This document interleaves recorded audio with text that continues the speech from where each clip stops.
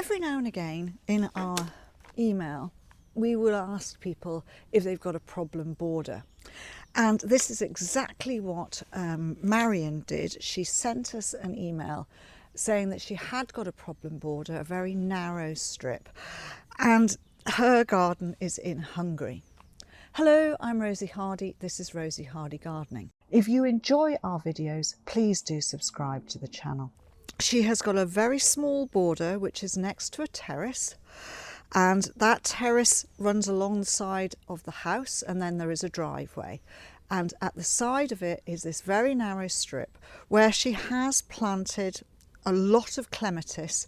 These clematis are staying there because they have a lot of sentimental value to her and memories and all of that sort of thing, so they are not going to be moved. Now the soil, initially when she says the soil is not very deep due to the foundations of the house, so it's 30 centimetres deep maximum, which is actually a reasonable amount of soil, to be honest. However, it is due south facing, so therefore it is a very warm border and it will get dried out quite quickly. So not only has she got the clematis along there, to make sure that the clematis roots, which you should always do, are shaded and staying slightly cooler, she has put Nepeta in there. Absolutely fine. I mean, that's an ideal ground cover plant. It's going to create a good amount of shade and it will be happy in those conditions. So that is absolutely fine. And then she also has some very lovely plumerias which are in containers, and those sit there sort of in the border every now and again, which, you know, that's not a problem either, because they're enjoying that position and then they can be protected later on. What she's asking really is that she would like to improve the number of varieties of plants within that border, give her a little bit more difference within the border itself. So I'm having had a look at the videos, especially initially and then also in the autumn, so that we can see what there is and what the space is. I went back and asked her one or two questions. Now, these questions were, do you like grasses? And my reason for asking that was, at the moment she's got some lovely leaf and some of the clematis are evergreen, and she's got this lovely wall of green, and then she's got the low lying area of the mounds of the Nepeta and one or two other plants, but there's nothing with spikes. There's no differentiation with the foliage and everything else. So that was something I wanted to know. Did she like grasses? Then I wanted to know, was it that she wanted more colour, or did she just want it to look a bit fuller? So what were her aspirations of how the border should look? Also the soil type, what sort of soil and what sort of pH is it? And then the style of the planting of the border.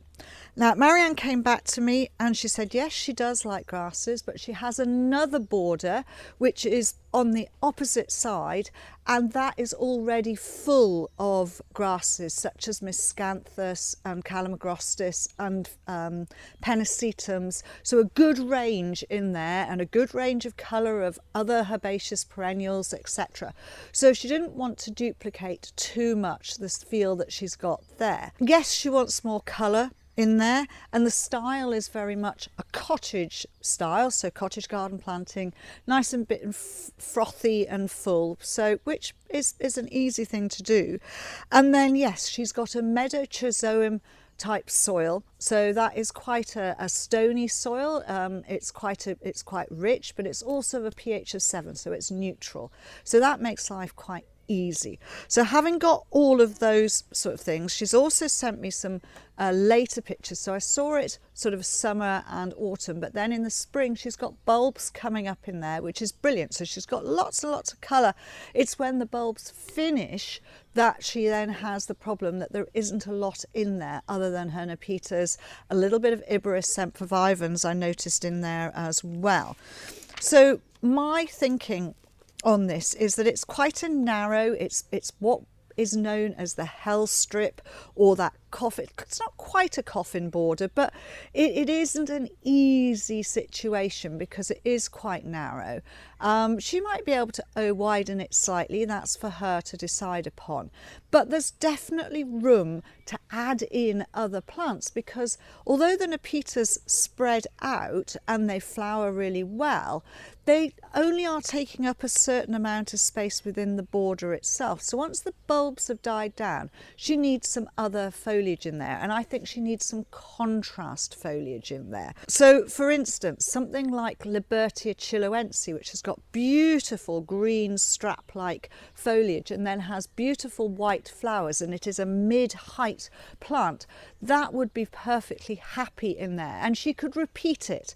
And I think this is what she's done. She's got a lot of repetition of the Nepeta, so she could repeat the Libertia down there as well. If she doesn't want anything quite as strappy as that, then she could go for grasses like the festucas, because she hasn't got festuca grasses in the other border, and they are lower, very narrow leaved, and you can get blue grey leafed forms of those, or you can get some slightly yellowy green forms, which again would contrast, and they'd be perfectly happy in that shallow area as well.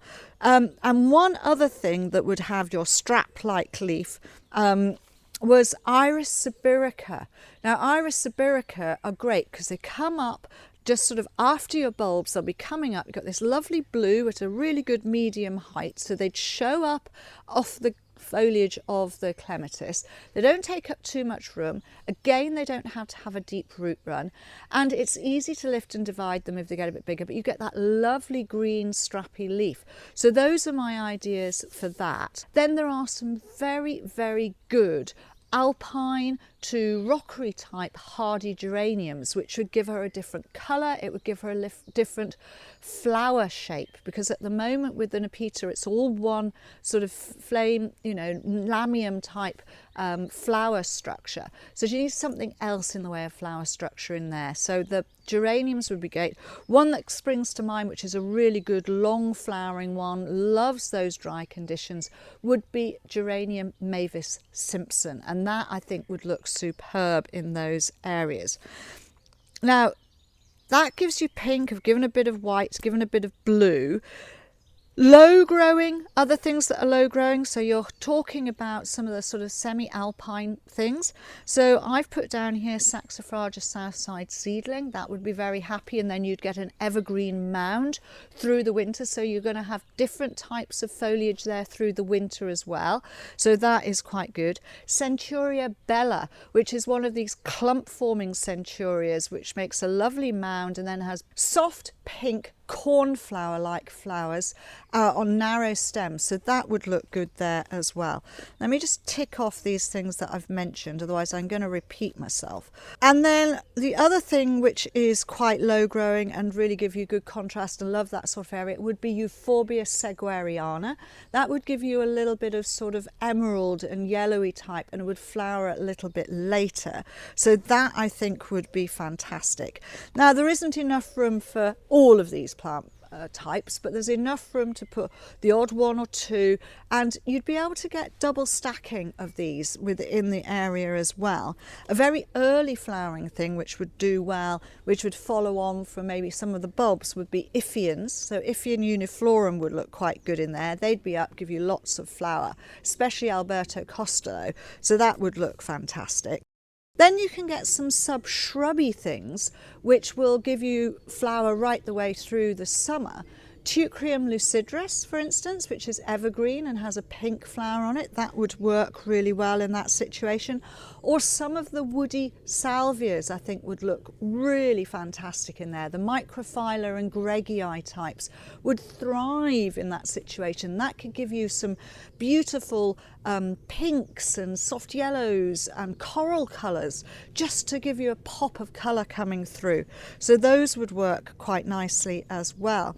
And then to give you a little bit of late season colour, because everything else has been sort of early mid-season, you need something for the late season.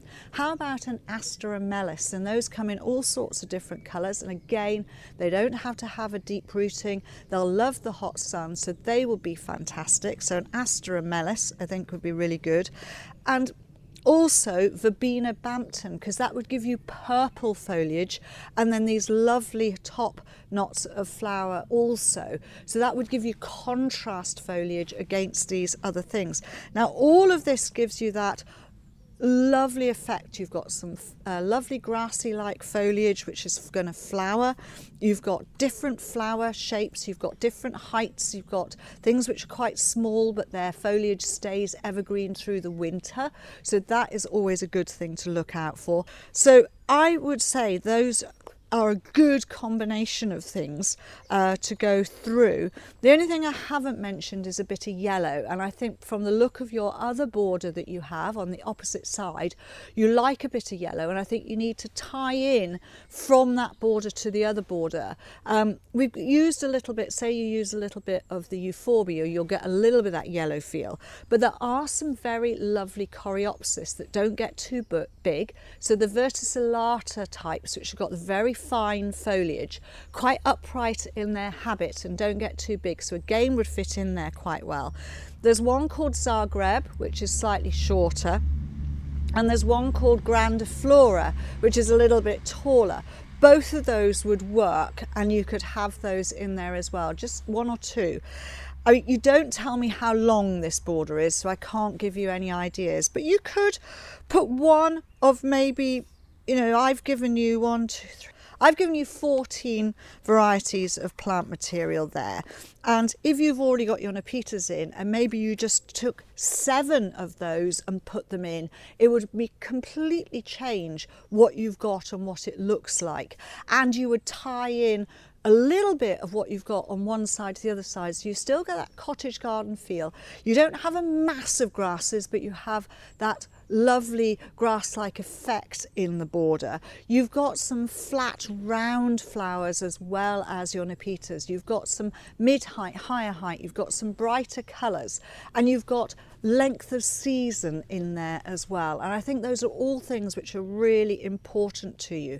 So hopefully that gives you some really good ideas as to what you can fit into that border. As I say, if there's enough room and you just put one of each of those in there, it won't look bitty because it's so narrow, so each plant will have its own space to fill. But if you haven't quite got enough room for that, then you choose the ones that you prefer the look of and put them in. And as I say, your Nepetas are going to give you all that ground cover, no problem at all, and everything else will be really happy in that border. Once your bulbs have gone back down, then you have a riot of colour with these new introductions. So the one thing I did notice, Mariann, with your border is that you don't have a definitive edge to it, and I think it would really help if you made a nice edge right the way along so that you know where your width and where you are going to with your plant material. Once you've got that edge, I also think that you need to add some more organic matter to the actual border. That will help a huge amount for the clematis, so that you can give them a good amount of organic matter, and you just put some more organic matter down. Probably the best time to do it would be in the spring, so maybe as your bulbs are going down, you put the organic matter on there. This will help with your moisture content as well, so that is something that I would suggest you do. Make sure you've got an edge to the border, put a more organic matter in there. I'm not talking about necessarily feeding, just some good compost material, so either your own homemade compost or some that you can get in. Organic matter, not necessarily farmyard stuff, but if you can find something which is, say, from a biodigester, so the biodigestate stuff is not too strong, because you don't want to overfeed things in that border. You just want to add organic matter to help the soil structure that is there, and it will just mean that everything that you put in will do really well. Now you have that space, You can put plants close together because that is the cottage garden style. And the majority of the plants that I have suggested are not things that are going to go sideways massively. They are all clump formers, and that is the key to a narrow border, is putting in things which are clump forming.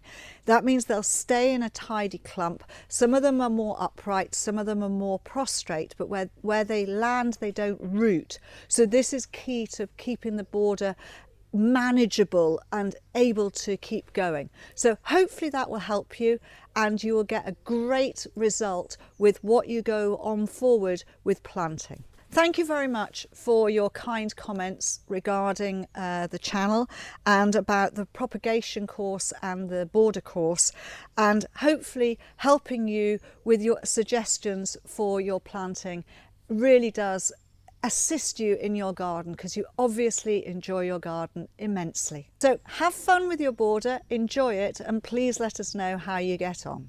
At this time of year, you may be thinking on how you will edit your garden borders. If so, then consider a look at my border course, where I have dedicated a large section to the editing and redesign of existing borders. The course can also be gifted to friends and family. The QR code is on screen and a link below.